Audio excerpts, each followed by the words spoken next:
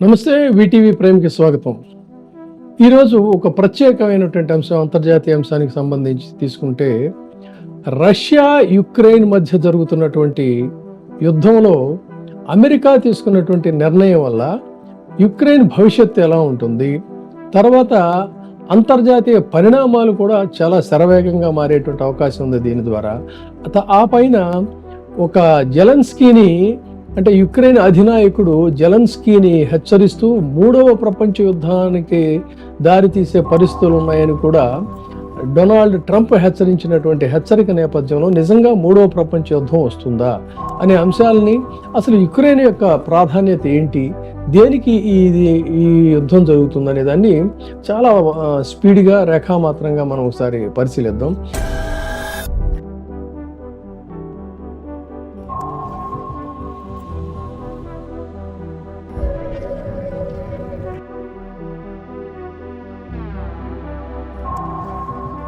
Ukraine అధినాయకుడు జెలెన్స్కీకి America అధ్యక్షుడు Donald ట్రంప్కి మధ్య జరిగినటువంటి సంవాదం, ఆ దరిమిల రష్యాతో యుక్రెయిన్ చేస్తున్నటువంటి యుద్ధంలో సైనిక సహాయాన్ని ఆపివేయాలని చెప్పని దానికి సంబంధించినటువంటి పావులను శరవేగంగా ట్రంప్ కదపడంతో అన్ని రకాల సహాయాన్ని తాత్కాలికంగా నిలిపివేస్తున్నట్టుగా డొనాల్డ్ ట్రంప్ ప్రకటించాడు. ఇక్కడే గమనించండి, తాత్కాలికంగానే పదం పెట్టాడు, అంతే తప్ప మొత్తంగా అని కాదు. అదే సమయంలో యూరప్ దేశాలు ముందుకొచ్చి మేమున్నామని చెప్పని సహాయాన్ని అందించడానికి జెలెన్స్కీకి గతంలో లాగే ఎప్పటిలాగే వాళ్ళు సహాయాన్ని ఇస్తామని చెప్పని అన్నారు. అయితే రష్యాతో యుద్ధం చేసేటప్పుడు అమెరికా మద్దతు లేకుండా జెలెన్స్కీ కేవలం యూరప్ దేశాల సహాయంతోనే మనగలుగుతాడా, యుద్ధం చేయగలుగుతాడా అనేటువంటిదే సందేహం. అమెరికాలో అధ్యక్షుల మార్పిడి జరిగిన నేపథ్యంలో డొనాల్డ్ ట్రంప్ తన ఎన్నికల ప్రచారంలో మొదటి నుంచి కూడా చెప్తున్నట్టుగానే రష్యాతో యుద్ధాన్ని ఆపివేయాలనేటువంటి దానికి కట్టుబడి ఉన్నాడు. అదేవిధంగా మొన్నటి చర్చ జరిగింది, ఆ చర్చ రసాభాస అయింది. అయితే ఇది రష్యాతో అమెరికా స్నేహహస్తం అనేటువంటి స్నేహం చిగురించడం అనేటువంటిది చెప్పాలంటే రెండవ ప్రపంచ యుద్ధం తర్వాత అమెరికా రష్యా మధ్య ఈ స్నేహం చిగురిస్తుందని చెప్పాలి.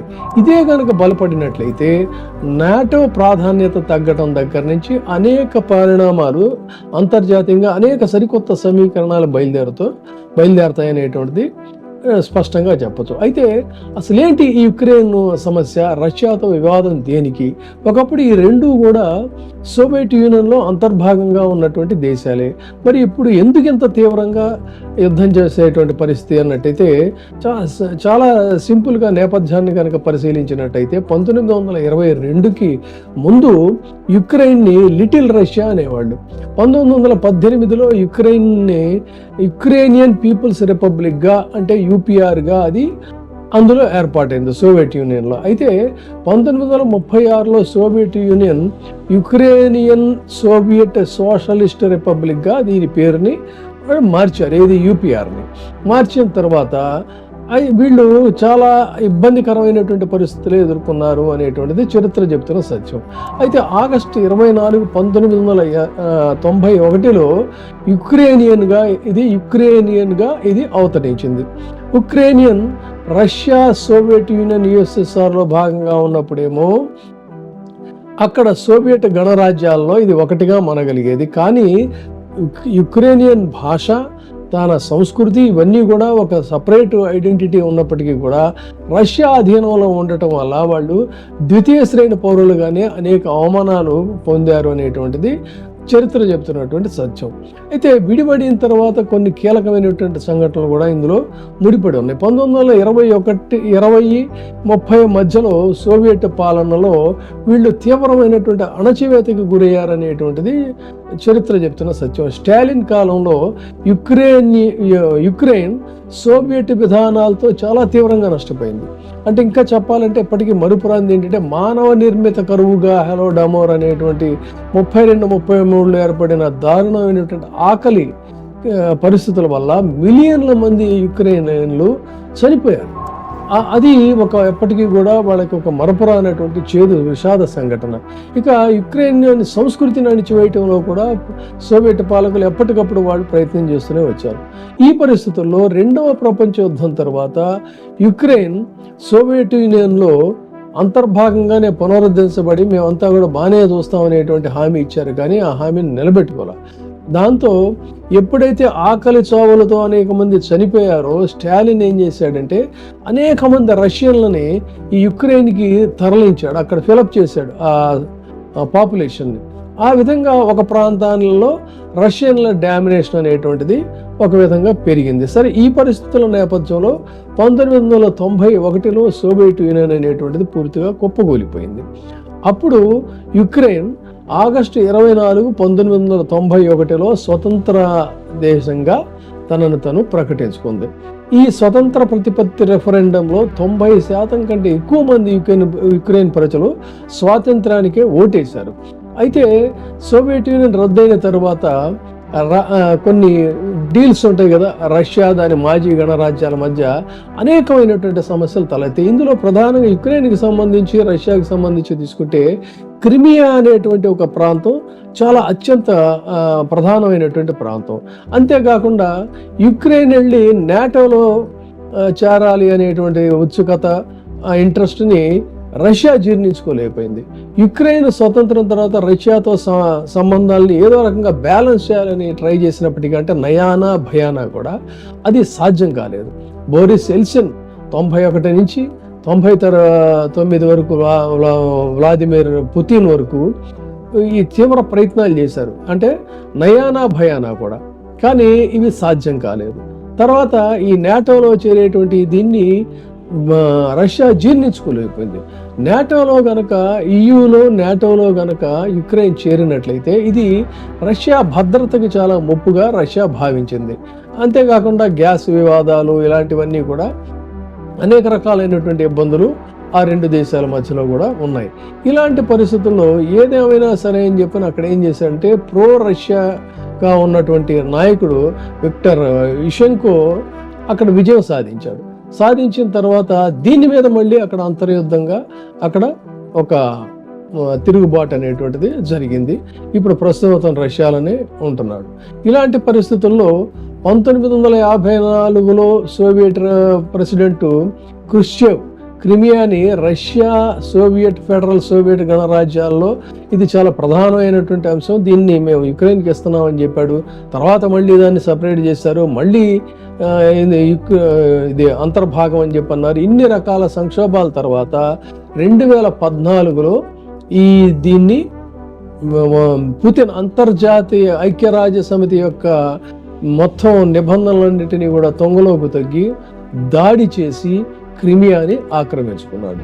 క్రిమియాని ఆక్రమించుకోవడంతో 2014 యుక్రెయిన్ ప్రజల తిరుగుబాటుతో అక్కడ విక్టర్ ఎన్కోవిచ్ని కూడా తొలగించి వాళ్ళు తమ అస్తిత్వాన్ని కాపాడుకోవడానికి ప్రయత్నం చేసినటువంటి పరిస్థితుల్లో పుతిన్కి ఇక జీర్ణించుకోలేని పరిస్థితుల్లో ప్రత్యక్ష యుద్ధానికి పాల్పడ్డాడు. ఎందుకు ఇక్కడే మనం డిస్కస్ చేయాల్సింది, పుతిన్కి క్రిమియా పట్ల ఆసక్తి దేనికి, యుక్రెయిన్ని ఎందుకు లొంగ తీసుకోవాలనుకుంటున్నాడు అని అంటే రష్యా భద్రతకు సంబంధించి, యూరప్ దేశాల నుంచి రష్యా భద్రతకు సంబంధించి ఒకటి.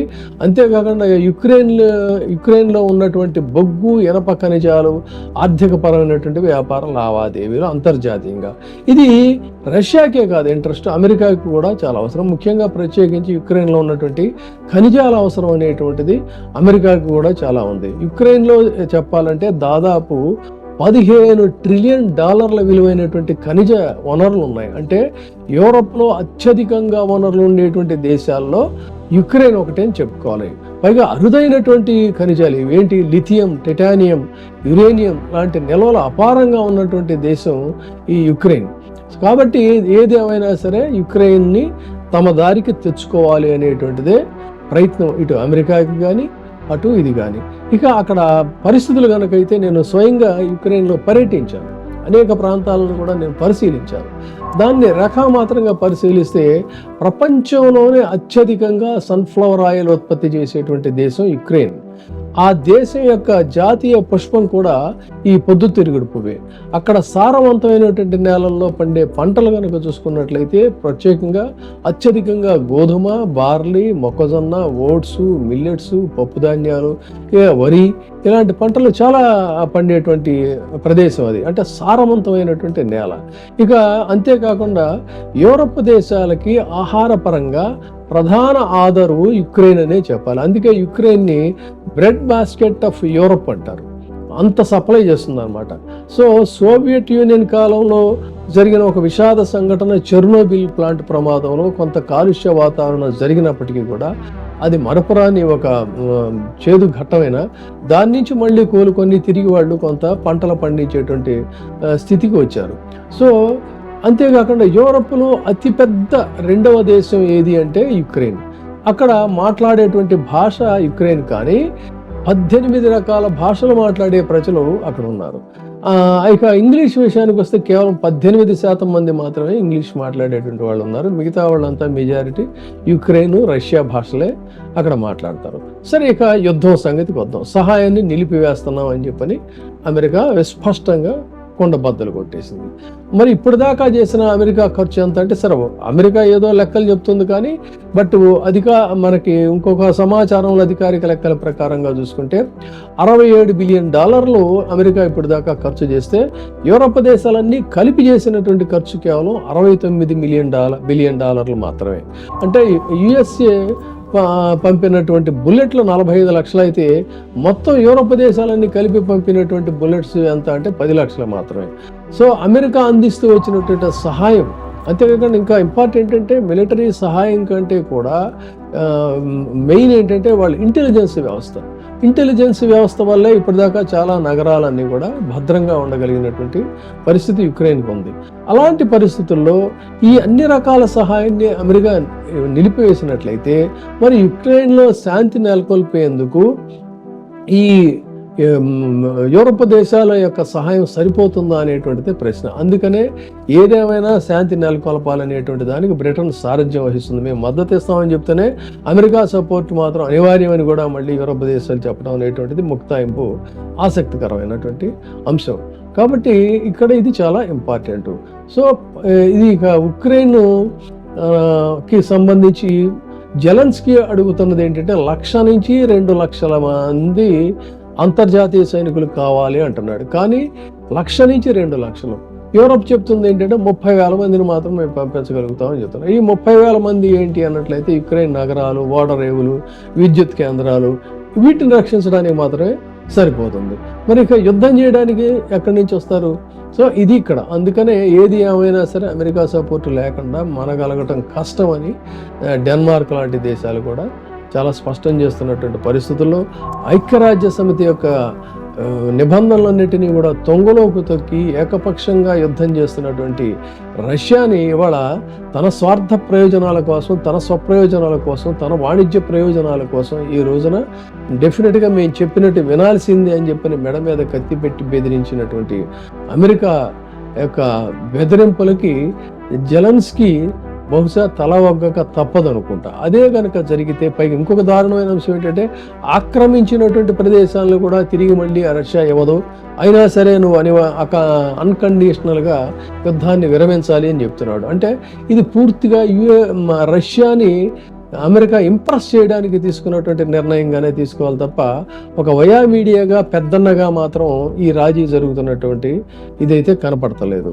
సో ఇక మరి ఇలాంటి పరిస్థితుల్లో ఎలా యుద్ధం చేస్తుంది ఇది అనేది, ఎందుకంటే వాళ్ళు ఓన్ టెక్నాలజీ డెవలప్ చేసుకున్నారు, తర్వాత డ్రోన్స్ టెక్నాలజీ చౌకగా డెవలప్ చేసుకున్నారు. కానీ ఈ టెక్నాలజీతో వాళ్ళు సొంతగా తయారు చేసుకున్నటువంటి ఆయుధాలతో వాళ్ళ మహిళల్ని, పిల్లల్ని రక్షించడం అనేటువంటిది సాధ్యమేనా అని చెప్పని యుద్ధ నిపుణులు కూడా చెప్తున్నటువంటి నేపథ్యంలో సో జెలెన్స్కీ మేము ఖనిజాలు ఇవ్వడానికి సిద్ధంగా ఉన్నామని చెప్పని ఆశ చూపిస్తున్న అమెరికా మరి ఎలాంటి షరతులు లేకుండా యుద్ధాన్ని విరమించాలని చెప్తున్న పరిస్థితికి జెలెన్స్కీ తల ఒగ్గుతాడా? తల ఒగ్గినట్లయితే ఆ దేశం యొక్క భవిష్యత్తు ఎలా ఉంటుందో అనేటువంటిది ఒక పాయింట్ ఇక్కడ.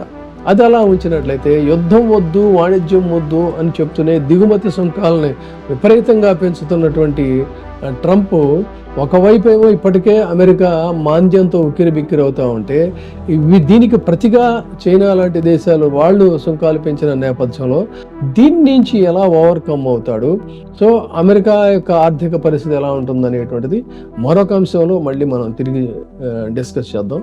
చూస్తూనే ఉండండి వీటీవీ ప్రైమ్. Thank you. ఇప్పుడే సబ్స్క్రైబ్ చేయండి, లైక్ చేయండి, షేర్ చేయండి. వీటీవీ ప్రైమ్, నీ ఉత్తమాభిరుచుల సమ్మేళనం.